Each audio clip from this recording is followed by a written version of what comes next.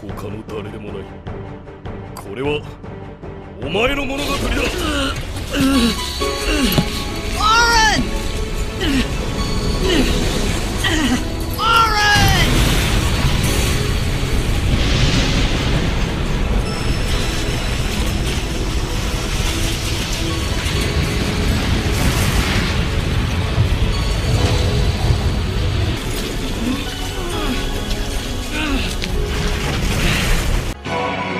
Titus.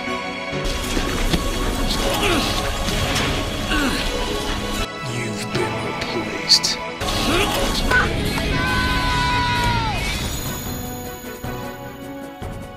But it's gonna be blue skies for you and I. We'll step out of the shadows and walk into the light. Yeah, it's gonna be blue skies for you and I. Yo, what is going on, guys? My name is Zealots, and today we're going to be taking a look at Sir Auron, the legendary guardian that will be joining us tomorrow night. So let's go ahead and jump into his stats. So Auron, what does he do? So he's a melee attacker and a debuffer. Not sure what kind of debuffer or what kind of debuffs he's actually going to be using, but we'll find that out in just a few moments. Let's look at his attack chart here, or his stat chart, not attack chart. His attack stat looking fairly good. HP average for an attacker, defense above average for an attacker. His max bravery is actually not that bad. Seems pretty good. He's very slow, 2-star speed, but his initial bravery is also very high as well, which is surprising for being an attacker. And then over here you see his overall stats for the level 50s. So he's gonna have about he's gonna have a fairly good amount of HP, which is pretty average. His HP is pretty average. His initial bravery is okay. Max bravery is almost max. His attack is very good. Defense is also pretty good as well. So let's go ahead and jump on over into his command abilities and see what he has. So his first ability is called Banishing Blade. It is a one-hit bravery plus HP attack, which is good because a lot of the characters we've been getting lately don't really have bravery plus HP attacks, and if they do, they've been very weak. So hopefully Auron brings something new to the table, so like some more damage that we've been lacking with these more recent characters. And it also grants a high probability of inflicting small initial bravery down for 3 turns. I mean, I'm not really sure how useful that actually is. A small initial bravery down, that doesn't seem very good in my opinion. I mean, max bravery down is very strong because, you know, usually you're not letting these enemies get up to, or, you know, even get their initial bravery up. You know, usually we're getting them broken before that, and if they do get a lot of bravery, it's because they break us, you know, while we're, you know, in between turns. However, the only thing I can really think of that would make this good, or where it would shine, is probably like in Lost Chapters, where certain enemies in the later missions have, like, you know, 3,000 initial bravery, you know, so it's pretty crazy. So that could come in handy. Let's see, the next one is called Purgatory, and this is a 2-hit bravery attack. Grants a low probability of inflicting melee resistance down for 2 turns. I think this is the first time we've seen this debuff so far. Correct me if I'm wrong. I think this is the first time we've seen a melee resistance down for 2 turns.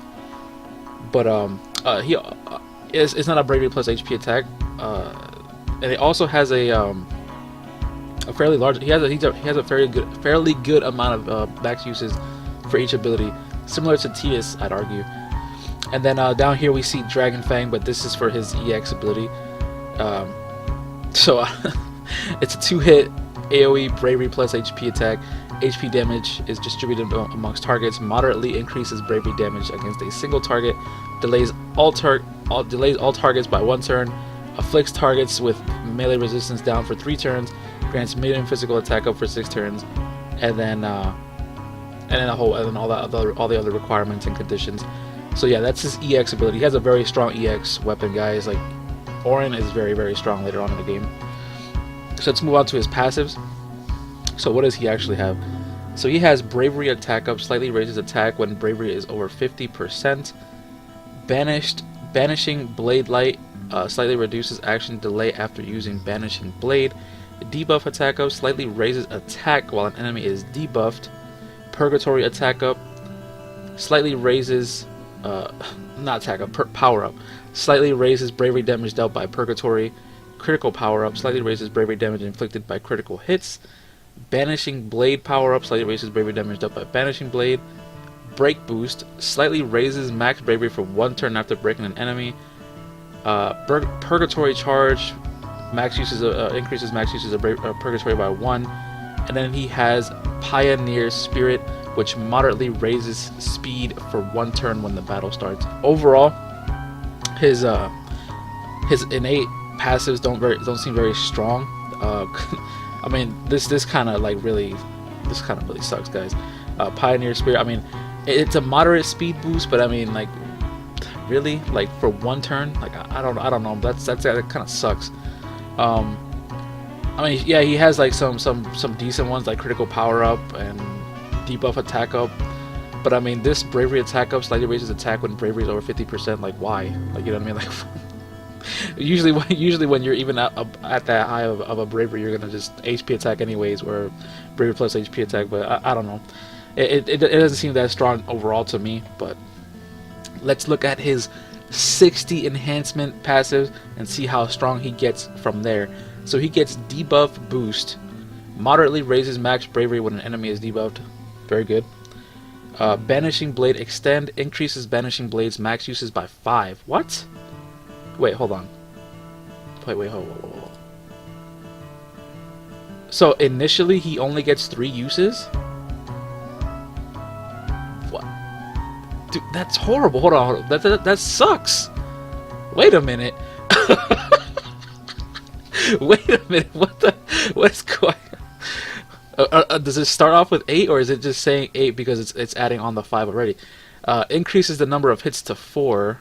I'm assuming this is just a base. I'm assuming I don't know. We're gonna have to see, guys. Tremendously raises its total potency. Grants small attack up for 6 turns. Turns bravery attack to bravery attack plus for 6 turns after using Banishing Blade, and bravery attack plus is a 1-hit stronger bravery attack. So I'm not really don't quote me on this. If he actually starts off with only 3 uses of Banishing Blade, that's gonna suck. But let's move on. Debuff attack. Hold on, before I move on. This does seem very strong. This is a very strong overall passive. I just wanted to point that out. Like, you know, this passive is like, it goes without saying that a lot of these characters' 60 enhancements are very strong. But this is, you know, Auron in particular becomes very strong with his 60 enhancements. But let's move on. Debuff attack and speed up. Slightly raises attack and speed while enemy is debuffed, and then, which is also very good. You know, he gets a lot of these passives that give him additional stat when an enemy is debuffed, which is always good, because, you know, who in this game, like, debuffs are everything. Purgatory extend.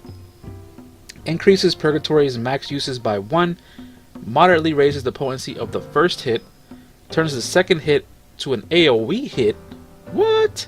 Moderately raises the success rate of inflicting melee resistance down. Extends the duration of the debuff by 1 turn and makes it affect all enemies. Grants medium max bravery up for 8 turns, and then it also triggers an HP attack if bravery is above 80% threshold. Now this is an amazing passive here. This is actually really good. I mean, I don't really know how strong Auron is gonna be hitting at that point, but it seems to be a very good passive. You know, like, you have the increased potency of getting the actual debuff off, but then on top of that, it also affects all enemies. You know what I mean? Like, it's crazy. And then he also gets the medium max bravery up, which a lot of characters for some reason seem to, you know, lack. But, you know, it's always good. Like, you know, he has a lot at his disposal with these passives, making him an extremely valuable unit to have going into the future. Although I don't think he gets his 60 enhancements until, like, way later on, so I'm not sure. So let's move on to his gear. So he has his Shiranui, and it equips the EX ability Dragon Fang, which we covered in the command abilities. which has all that crazy stuff. You know, this thing right here. So he has Chaos Blade, which is these are the two weapons that we're going to be getting when he actually releases. Chaos Blade increases the potency of Purgatory and raises the success rate of melee resistance down, and also grants medium speed up for 4 turns. Now that is important, see, because he has very, very low speed, so that's actually going to be very, very good. On top of the fact that he can also get the melee resistance down more often, and then he also gets his Shimmering Blade. Increases Banishing Blade's potency and raises the success rate of initial bravery down and increases its potency. Grants small max bravery down for 3 turns. So, that's kind of... Wait. Okay, so I'm not... Is that like a typo? Like, usually when it says grants, does it mean like max bravery up, or is it giving him an extra debuff to apply to the target? I'm not too sure. We're gonna have to see what that's like in the when he actually releases. That's interesting. I'm not sure if that's a typo or not. I don't know. And then his armor is Metal Bracer, which has like amazing stats. You know, max bravery plus 220 and attack plus 72. Always good stats. Absolutely amazing. So let's go ahead and move on to his artifact passives. So he gets Bravery Speed Up, raises speed by 2% when bravery is over 50% max bravery. And then 5%, you know, with the 2-star version. Debuff Attack Up, raises attack by 2% while an enemy is debuffed, and then 5% with the 2-star. Banishing Blade Power Up, raises bravery damage dealt by Banishing Blade by 5%, and, you know, 10% with the 2-star version. And then as well with the Purgatory Power Up, raises bravery damage dealt by Purgatory by 5%, and then 10% with the 2-star version. So his artifacts seem like they're going to be pretty straightforward. You're probably just going to want to go for a lot of attack, a lot of attack with a lot of Banishing Blade power up or Purgatory power up, whichever you choose. I mean, I'd probably prefer. I mean, you could go for max bravery as well, because max bravery would probably, you know, benefits any kind of attacker. So I'd probably see that being like the 3 or the 4 priorities when it comes to Auron. You'd probably gonna want the 330 max bravery attack, one-away attack, and then the two different 2-star passives for his abilities, or the 2-star artifact passives. Yeah, so that's what I see being his most valuable artifacts. As far as his viability goes, should you pull for him? I would say he's worth pulling for. I mean, I think he's going to be pretty strong. I would say from what I see here, he seems like he's going to be a fairly strong unit. I'm not really sure for how long into the future he's going to be strong, but it would seem like he would be pretty strong going moving forward. Although even though his enhancements don't come until later on, as far as I know, he would definitely make a great addition to your team. Like, you know, he would definitely replace some of the current S tiers, like S tier characters that we see. Just because, I mean, he seems to have, like, you know, he's a debuffer, but his debuffs aren't that amazing. But what he does do for debuffs, like those debuffs are really good. Like, you know, we've never seen melee resistance down, and you know that alone can make other melee characters insanely strong, as well as himself. So, you know, it'll be interesting to see how strong he actually becomes. You know, I at the beginning of this video, I made a little joke at how he would replace Tidus, and I truly feel like he would replace Tidus at this point in the game. Like, you know, Tidus has been falling off little by little, gradually. I mean, his debuffs are still very strong, and his damage potential is still very high, but you know, with what Auron has already, his innate stats are just way better. His attack potency seems to be a lot better. It just seems like his damage output is going to be overall higher than Tidus, and also he has some good debuffs that are going to make your team even better than what it is, you know, with that, especially if you're running on melee composition. So let's before we move on, or before we end the video, let's go ahead and do what we always do and go ahead and try some gacha pools, guys. Let's do this. Okay, and here we are in the gacha simulator pool for Auron. It seems like Cyan is going to be the one accompanying him on this banner. As always, here I have my trusty notepad with my for my draws chart. Bootleg, I know, but you know, gets the job done. So let's go ahead and start doing these draws and see what happens, guys. Okay, so let's see. As always, well, hold on, before we do that, as always, let me just explain the chart a little bit. So at the top here, across the top, you know, it has the number of pools. So these are the number of, like, you know, this is gonna be like, I basically write going down, like over here, like on this one, I'll write how many, you know, pulls it took me to get a 15 CP or a 35 CP for either of these two characters, for Cyan or Auron. And then going down are the number of draw attempts I did. So basically, after I get one of each of these, I will move on to the second batch of data and, you know, continue to draw for these, and, you know, continue on and on and on all the way until I get 10.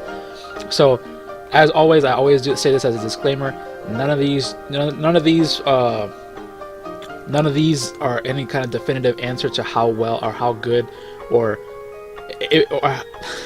if none of these draw rates that I give you will be a guarantee that you will get these within any amount of pools. They're just there to give you an idea of how good the pool rate is on this particular banner. So go into this with that in mind. Don't take anything I say as, you know, it will happen this way, because RNG is RNG, and even though it says you might get this within X amount of pools, there's always a chance that you will not get anything in any number of pools. So, you know, take that into consideration, you know. But anyways, with that being said, let's go ahead and move on into this, and let's do our first pull here. So let's see what we get. First pull. And okay, it seems like we got a 35 CP for Cyan already. So let's go ahead and put that into our information. One draw. Let's go ahead and do another pull. Okay, so we got Auron's 15 CP in 2 draws. Not looking too bad. Not looking too bad, guys. I'll say that right now. It's not looking too bad. Alright, let's do another one. See how long it takes. Alright, nothing. So this is draw 3. Okay, I mean, hey, 235. We've gotten 235 CPs and 315 CPs so far. Not bad, but it's not what we're looking for. Alright, I guess we're just gonna keep getting 15 and 35 CPs for Cyan and Auron. Okay, so on the sixth draw, we got Auron's 35 CP. So let's add that to the table here. And now let's continue until we get Cyan. Oh wait, no, that was Cyan's 15 CP. Okay. No. Okay, yeah. So it was 6 for both Cyan and Auron. So I'll add that in there. All right. So now that we've got the first set done, I'm gonna go ahead and do the rest of them, and I will be right back with you guys in just a moment. All right. So here are the results for what I got on each draw while doing all this stuff, guys. So it seems like the draw rates are actually pretty decent on this banner, at least as far as the gacha simulator goes. So, you know, you see all this stuff, like the draw rates for the 15 for Auron's 15 CP don't seem to be very high. Neither do they seem very high for the 35 CP. But most of all, what surprised me the most, which I mean, it's not really a surprise, but Cyan seemed to have the highest pull rate for all of his stuff. Like we got a lot of his 35 CPs in a very few amount of pulls. And of course, you're gonna see a few outliers, but you know, those are what make the information more reliable, I guess, if that makes any sense. So, you know, I added them up. You know, we had 47 in total, or 47 in total draws during these attempts, and 57 for the 35, you know, 52 for the 15 CP for Cyan, and then 45 for his 35 CP. You know, you add those two together, get 104. You know, divide that by 20, because you have 2 sets of data here that each have 10 different attempts, and what you end up getting is roughly about a 5.2 estimate, which roughly calculates to about 5 draws. And then over here on Cyan's side, you know, you had we got lower than 100, which was 97, and you know, you divide that also by 20, because you know, you have 2 sets of data here for the 15 and 35 CP, and then that also calculates to roughly 4.85, which is between 4 and 5, closer to 5, but you know, you can still get both of them within that same amount of within that same range of pools. So it's really not that bad. So without further ado, let's go ahead and test out these numbers. So we're going for about 4 to 5, and let's see what we can get between 4 and 5. So I'm going to go ahead and reset this so that we can get a fresh pool. And let's go ahead and try this out. First pool. Alright, so we already got Cyan's 15 CP. Let's do another one. This is 2. Another Cyan 15 CP. Let's try out 3. And on 3 we got Auron's 15 CP. Let's try out number 4. Hopefully we get something. We get the 35s. Nothing on pool number 4. Nothing on pool number 5. Let's see what we can. Let's see how long it takes to get this. Okay, so on pool number 6 we got Auron's 35 CP, which is not out, which is not really that far off the mark. We need it set about 5. It was roughly a little bit above 5, so that is pretty accurate. So let's go ahead and see how long it takes to get Cyan's 35. So this is 7 right here, and then 8. Okay, so roughly for some because there's always gonna be like an outlier, but it was similar to what we saw in the last time that we did this. Cyan's was the outlier. Even though it said that he had a higher pull rate, it still took about double the time or double the pulls. But either way, they're not too far off the mark. At least in my opinion, they're not too far off the mark. Which, I mean, you can definitely make up the amount of gems needed here with tickets. If that you can use tickets to make up the amount of gems. So, like, you think about it. 20. If it takes about 4 draws, you get that's 20k gems. You can make that up by doing a couple 10+ ones with tickets. You use 11 tickets or whatever. You have a chance to get any of this stuff. So it's it all balances out as long as you have tickets and all that stuff. So I mean it seems pretty accurate in my opinion, at least as far as Auron's was concerned. Or Cyan's was a little bit off the mark, but it's RNG. What can you really expect? But overall, not too bad. I still think these are really good draw rates no matter what. 8 is like a very minimalistic number to look at when it comes to drawing, especially in these gacha games. So hey, it's better than it's better than some of these draws that we had to that we've seen so far. And before we leave, I think I'm gonna start making these an actual part of this series of me reviewing these characters before they release. So I just wanted to actually go and watch the actual trailer for Auron, since I didn't actually watch it when I just kind of just picked out parts, and the beginning part and the ending of this clip for the intro that I made. So let's go ahead and actually look at the trailer and see what Auron is actually capable of. So let's go ahead and do this. Again, I don't understand Japanese, so I'm kind of just watching for what's going on here. Okay, so it looks like he's meeting up with Junya. I'm assuming something's gonna happen in the story here. Okay, so we see Titus. Oh, okay. I mean that did a good amount of damage. Okay, and that's his. That looks like Purgatory, I think.